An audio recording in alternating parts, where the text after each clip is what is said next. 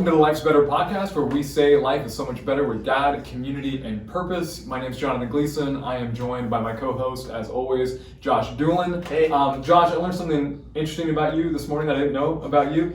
You like to oversleep. I do sometimes. Yes, yeah. So Love it now, so much. You didn't get woken up today by your alarm clock. You actually got woken up by a phone call from me. It was actually from my wife, who was like, "Hey, Jonathan's calling.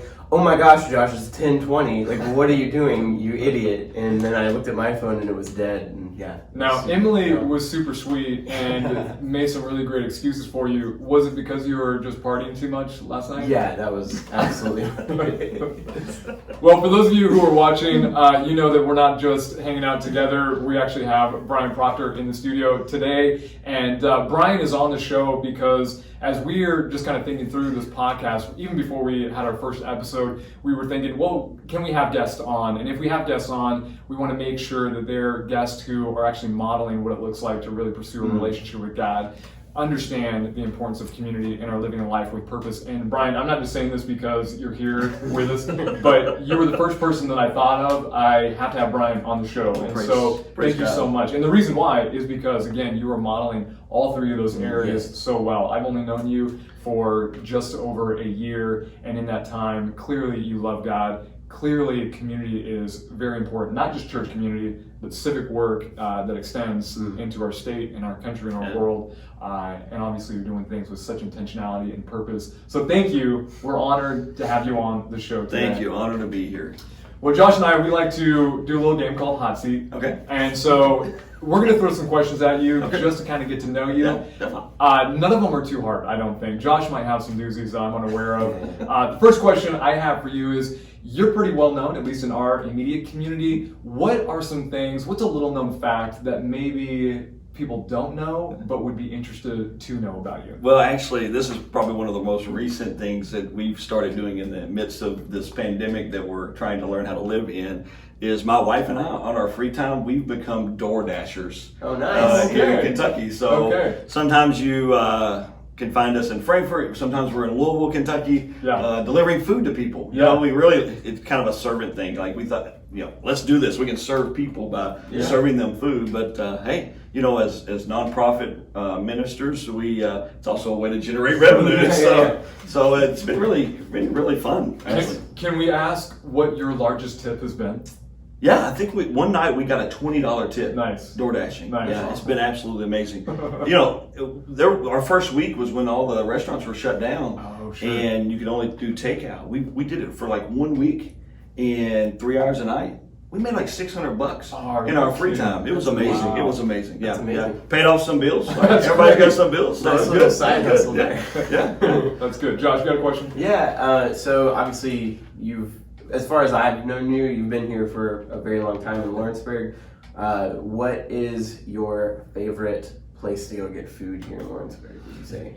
You know them all now. Yeah. At least ordering for people. Yeah. So, I have to say Dairy Queen's probably one of the hot spots for me. A lot of times I get free food sometimes. Dairy Queen, because you build those relationships. Because you have the relationships with them. So relationships with the people. Hey, community, man. Being in community with people pays off. That's awesome. Wow. It's all about community, man. Yeah. I have a question I love to ask people. I don't know if it reveals something about me or the person that's answering, but the question is, if you could have one wish, what would it be? And you cannot ask for more wishes. That's the rule. It's a really good question. As many people in the community know, we've been through a journey of foster care, which led us to our ministry, which we'll have an opportunity to talk a little bit about hopefully later.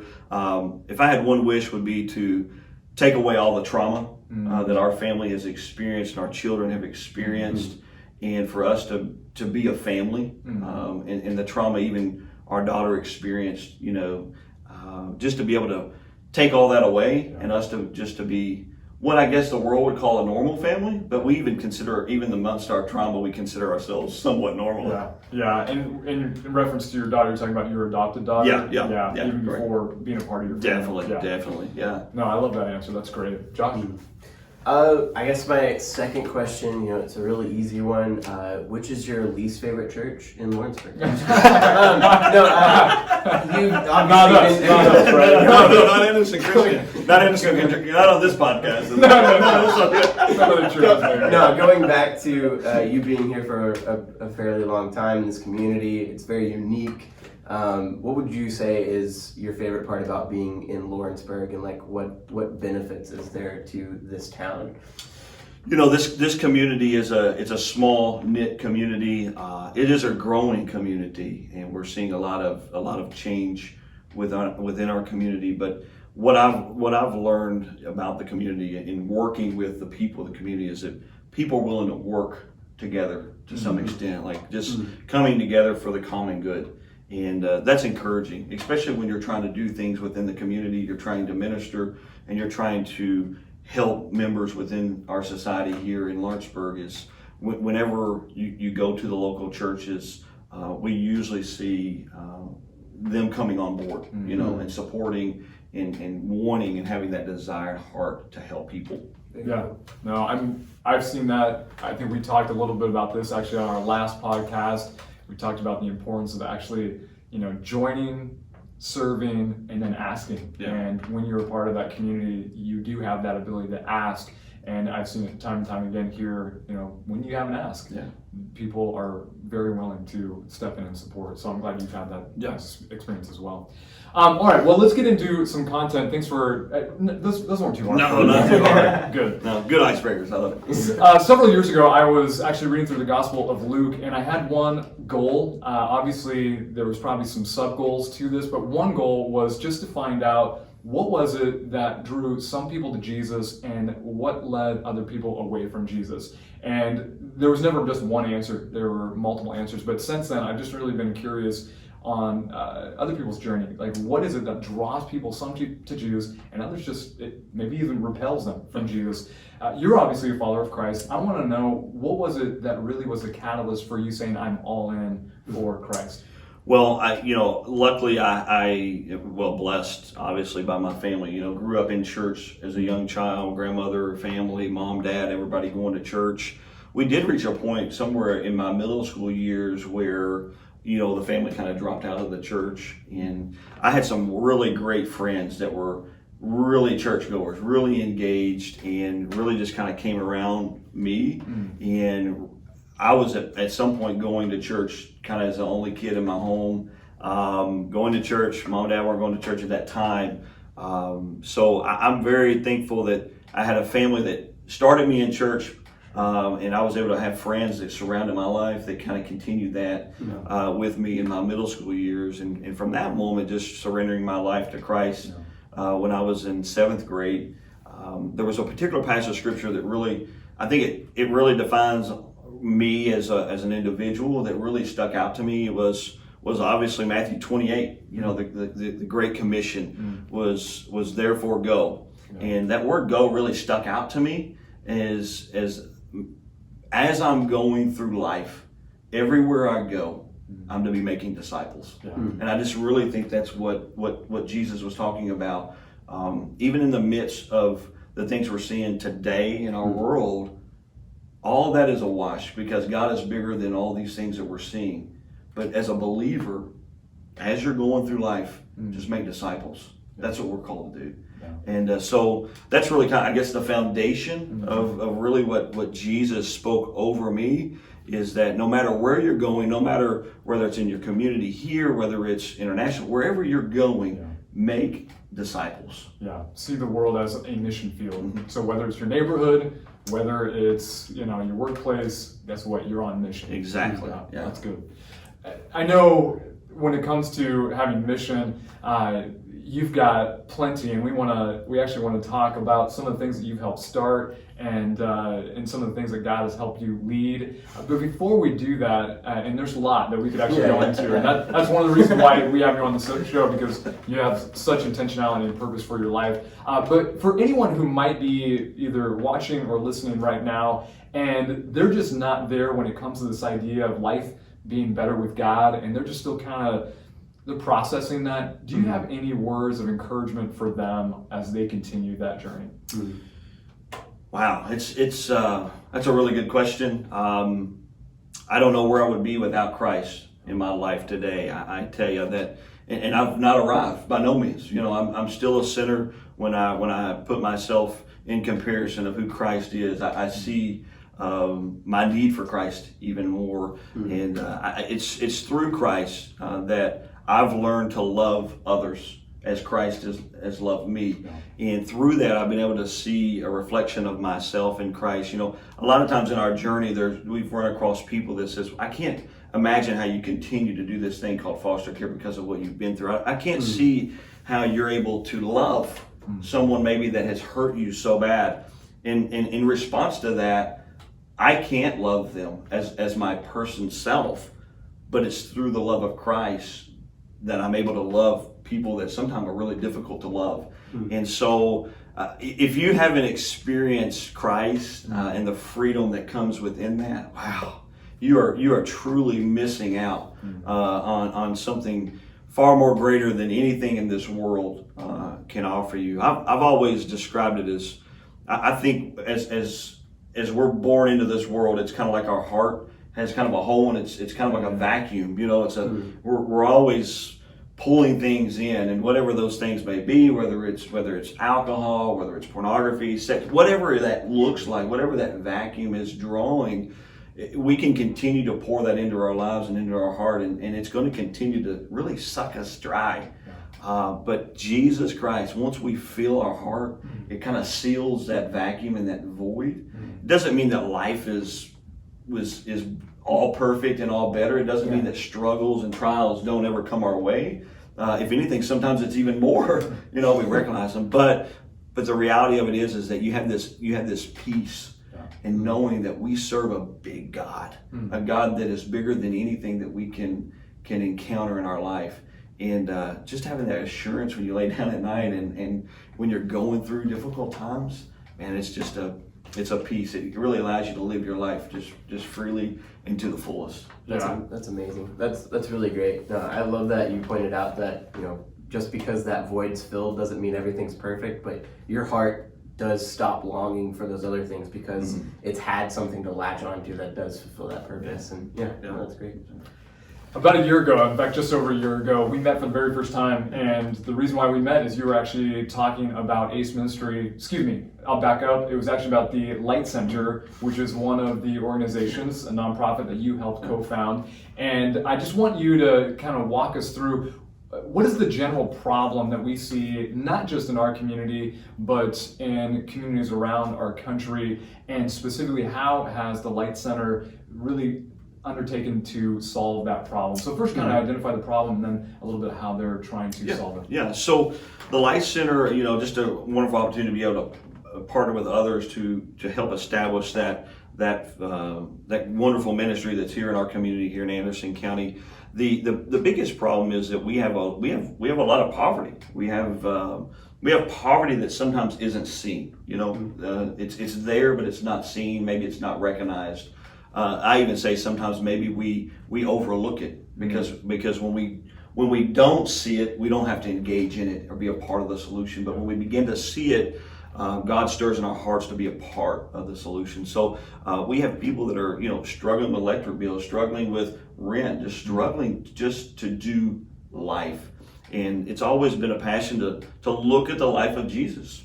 What did he do? He met their physical needs. Why? Because he wanted to meet their spiritual needs. So, you know, we have a community where we have people that have needs. And the overall goal was, how can we network with the local church, all the local church as a whole, to come together into one place to help meet not just physical needs, but also the spiritual needs. And I think the Light Center is doing an excellent job at doing just that. Can you tell at least one story that, as you've been able to kind of, where I know you're transitioning away from the Light Center and you've got your hands in other things now too, but what's a highlight for you when you think of, wow, success, or something that just really tugged at your heart? Yeah, when you can be a co-founder of an organization and see that, you know, it's still standing 3.5 years in, and God's blessing that ministry and churches coming along, it's obviously you know, it's a blessing to be able to see that God allows me to see that blessing. But I guess one story, I was talking with them, I'm not really kind of a hands and feet with the Light Center at this moment because of other ministry, but just being able to see the work that they're continuing to do has been a blessing to me. I spoke with them to kind of get a few stories of what God has been doing, and one of them was they received a recent grant from an ASAP program that helps folks with addiction and things like that, and I think they had a gentleman that had come through the program. They were taking these funds and helping to transport him back and forth to some of his classes that he had to go to. And they just recently got word from him that he had completed all of his classes and he's on the road for success. So you know, when people get this kind of assistance, you know, we've even seen people at the Light Center that have come back and volunteered and they're giving back into their community. And that's what you want to see. You want to see people that you've poured into see the blessing, feel the blessing, but also they want to become a blessing as well. Yeah, that's good. We're going to drill down into ACE Ministry in just a moment, but I know some people who are listening, they may have a heart for, you know, what the Light Center is doing, or maybe help solve the problem of poverty in their context. What encouragement would you give in regards to maybe even partnering with the Light Center or just helping solve that problem again in their own context? I would just say, be aware of the poverty in your community. And you know, I'm a firm believer that God has set us in a place for a reason. We have a purpose of being in Lawrenceburg, Kentucky. We have a purpose for being born in this region, or even when you look at the international parts of the world, there's a purpose. Those children or those families are born in that particular region. So be aware, be watchful of what's going on around us in our community, and don't be afraid to ask questions. Don't be afraid to engage. You know, I think so many times we want to maybe turn our head. We don't want to see some of the problems that are in our communities because we don't want to face the reality that we do have poverty. You know, I know one of the first things we experienced here was when I talked about homelessness. You know, people were like, we don't have homeless people in Lawrenceburg. The reality of it is we do. Like, they're here. They're just not typically what we see on a normal basis. Who would be the right people to start asking questions of them? I think it would, you know, the Light Center is a great resource. They are a place you can go and find out what kind of needs are in our community. You know, these are the people that are walking through their doors saying, hey, I can't afford my electric bill, or hey, I'm living out of my car, or I'm living in the back porch of a friend, you know, those kind of things. So asking those questions, talking to local pastors, you know, finding out ways that you can get engaged. I know the Light Center is always looking for volunteers, whether it's just coming in and just answering the phone, helping clients fill out an application. You know, a lot of people think, well, I can't be a part of this. You know, I can't maybe go, but maybe you're just on call and you can give an elderly person a ride to the doctor's office. So simple things, just taking the things that God has given us and blessed us with and using them for good in our community. No, that's good. Just one simple act can have a multiplying effect. Oh, yeah. That's good. Well, for those of you who are listening and you want to specifically get connected with the Light Center, I would just encourage you to type in your Google, on your computer, on your phone, Light Center, Lawrenceburg, Kentucky, and it's going to go right to it. All right, let's talk about ACE Ministry for a moment. This is one that is near and dear to your heart, and I know your wife as well as my wife. It's near and dear to our families. So walk us through the problem. This is not just a Lawrenceburg problem. This is not just a Kentucky problem. This is a problem that the United States and worldwide, it's a big issue. Tell us about the issue. Yeah, for 7 years, I worked and did ministry on an international platform, a lot of work in Central America, Honduras, Guatemala, and seen poverty, some very extreme levels of poverty, specifically with children and families as a whole. And just God began to stir in my heart about look out your back door, look out your own windows, look in your world that you're in every single day.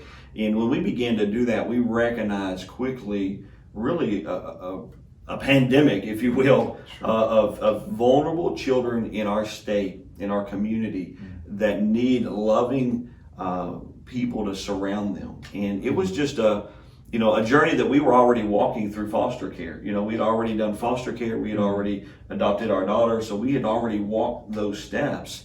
And but just seeing that, we realized the need. here in our state. I mean, we're near 10,000 children in the state of Kentucky that's in foster care. Of that 10,000, we have about 3,300 of those kids that are ready to be adopted in Kentucky. They're literally either sitting in a foster home or they're sitting in a residential treatment facility waiting for a forever family just to step forward and say, I want to love you as my own. I want to write you into my family, and I want to adopt you, just as Christ adopted us into the kingdom. Yeah. I know when I started thinking through what it would look like to, either be a foster parent or even to adopt, I know I just kind of reflected on my own journey as someone who was raised by a great family, and I thought, through life, I always had a safety net. Yeah. When life kind of imploded, I knew mom and dad would be there to help, would be there to support. Problem is, there are hundreds of children who do not have any safety net, and imagine just the insecurity that creates in us as people, not having that safety net. And so that idea of, hey, being even if it's not a forever home or a foster family, there are so many other areas where you can kind of be that safety net for these kids. Let's talk about how ACE is trying to help solve this problem. Yeah, so ACE, we advocate all across Kentucky. One of the biggest things that we strive to do is we strive to be an educator. We want to really step into the church communities because we really think this is biblical. I mean, God genuinely, He cared for the orphan and for the widow. I mean, it's pure religion is what He called it in James 1:27. So it's really just educating the church. What we've seen across Kentucky is that people don't know. People don't realize what this pandemic looks like, that there are this many children that are out there that don't have that safety net, like you were saying. So being that educator and speaking in the churches and utilizing pulpits to say, this is what God is saying about how we as believers, pure and faultless religion is caring for the vulnerable, just really educating the community and saying, how can you be a part of this? And it is so much more than just being a foster parent. It's being a respite care provider. It's someone stepping in and providing a meal for a foster family that just took a placement. And maybe it's just providing supplies for a new foster family. So there's so many different ways and so many different pieces to this whole thing that you can be engaged. And I haven't met a person yet that can't somehow invest in foster care. Give us a few of those. If you had to, because we know there are some people who are listening and their heart may go out to children, but they're just not in a position to even consider foster care or adoption. What would be maybe just some real practical things that anyone might be able to do? A simple card. I know there's been times in our foster and adoption journey of just getting a support card that says, hey, you know what? We appreciate you stepping into this brokenness of this young child's life, and we just want you to know that we are praying for you and praying for your family. I mean, that's anybody can do that, right? Or just a simple phone call and say, hey, we really appreciate what you're doing. A gift card to get a pizza. I can't tell you how many nights that we were up till 10 o'clock, dealing with different things and a nice hot pizza, even if it is a Little Caesars pizza, hey, we'll take a $5 pizza anytime, right? Sure. So it's sometimes even the littlest things can make such a big difference in the lives of these foster and adoptive families. What are maybe one or two success stories that you've seen come through the journey that you've been on with ACE? There's a real beautiful story, and if I could paint a picture, a picture's worth 1,000 words, but this picture, so our local DCBS office here in Anderson County has a closet that we've established in there because a lot of times kids come into care, they don't have, it's what they have on their backs, and a lot of times that isn't even good, So there was a young girl. She was about 4, and we just happened to be in there. A lot of times we're not there when children come in. We just happened to be there that day doing some work, and we're coming around the back hallway. And this little girl had just been reunited with their grandmother, which is amazing that they were able to kind of keep those family connections. And she had a backpack full of stuff that she had been in the closet. She went shopping, and she's in this picture that I want to paint for you is she's got the pony backpack, right? And she's got grandma's hand, and they're walking out. So we get a back image of the back side of them walking out of the DCBS office, and she's holding grandma's hand, and she's got this ginormous backpack on. And the best part about it, it was upside down. The unicorn's head's at the bottom instead of at the top. but she was so happy. Yeah. You know, she got to shop, she got new things. It wasn't used stuff, you know, it was all new and all fresh. And so it's stories like that just kind of continues to spur us forward to continue doing what we're doing. And I could tell you a bunch of more success stories of, you know, just having a fall event and seeing families come out and just have a fun day filled of just activities. And, you know, when the kid's leaving, and he's got a handful, you know, he's got a pumpkin painted in one hand and he's got balloons in another, and he's got, you know, ice cream all over his face, and he says, "This was the best day ever." You know, and that brings so much joy, and we just count it a blessing that God allows us to see that this side of heaven. Yeah. Now, I do want to highlight too, if there are families right now who are considering fostering, considering adoption, how can you partner with them and help them maybe navigate some of the questions, navigate some of the training that they need for that? Yeah, and please contact us at ACE. You know, myself, my wife Stephanie. I think we're going to have that contact information at the end of the podcast today, so you can get in touch with us. We just kind of want to walk with you through this journey. One of the things that we do is we have established some amazing partnerships. One of them is Orphan Care Alliance out of Louisville, Kentucky. They're a bridge organization that works with the state, and we've been able to do faith-based foster parent training all across Kentucky. And that's amazing. My wife and I have just been humbled to be able to do that and pour into people and train and equip them to take families into their homes. So we want to help you through that process. We can connect those pieces for you and get you engaged and involved. And correct me if I'm wrong, this is training that would need to happen in order for them to actually be able to be foster parents in the first place, and that's free? That is absolutely free of charge. There's no cost for that training. It's a phenomenal training, and one of the things I think that we're able to bring to it is the experience. Like, we've walked the journey of foster care. We tell a lot of our personal journey in there. We talk about the real struggles. We talk about the valleys and the mountaintop experiences. But yeah, absolutely free. Faith-based. We talk about how this is God's design for us to step into the brokenness just as He stepped into our brokenness. And it's the amazing thing. It is free. You know, it is free. It just takes some time to get through. And but we really love being able to share and pour into people's lives. No, that's good. Josh, you have any thoughts, questions before we kind of wrap things up? No, this was something that recently became like an issue that I became more aware of thanks to my wife being in the public schools.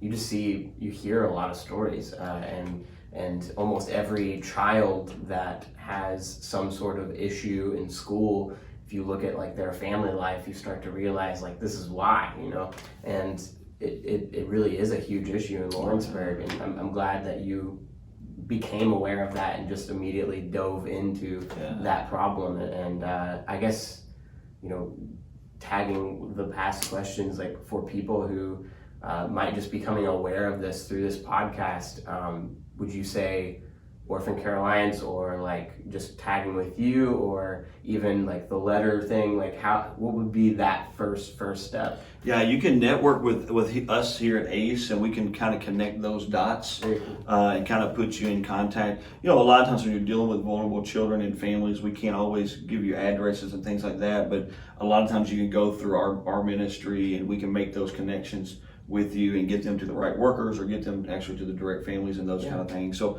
there are ways, and we're just looking for opportunity for churches to open their doors and say, hey, come in, we want to be a part of this. Like we want to be a ministry that can step inside the church and say, hey, you want to create a foster care ministry? Hey, we've got the tools, and we want to help you establish that. But the neat thing about it is we don't want to run that for you. We want to come in and train and equip you and say, take this and run with it. But it's not always creating a new ministry, but it's also evaluating the ministries you have. You know, like you already may have ministries that all this fits right in well with. So yeah, it's looking for opportunity. Yeah, very cool. Well, every great story actually has a problem, but every great life is actually dedicated to solving a problem. And clearly, Bryan, you are living a great life, solving many problems in our greater world. I want to ask you if you have any parting thoughts for anyone who still is not convinced or just needs a little bit of encouragement to understand that God is where it's at, that life is so much better with Him, life is so much better in community, and life is so much better with purpose. Oh yeah, definitely. I mean, you can't go wrong with God, right? I mean, I would be just wandering, just lost in this world, especially in the midst of the confusion and everything that's going on. I preached the other night from Habakkuk, and he was talking about there in the beginning of chapter 1. He was just complaining of all the struggles his people was going through, and then God answered him. And I think we can relate to this in a big way. He said, God pretty much said, look, I am doing a great work among you that even if I told you what I was doing, you wouldn't believe it.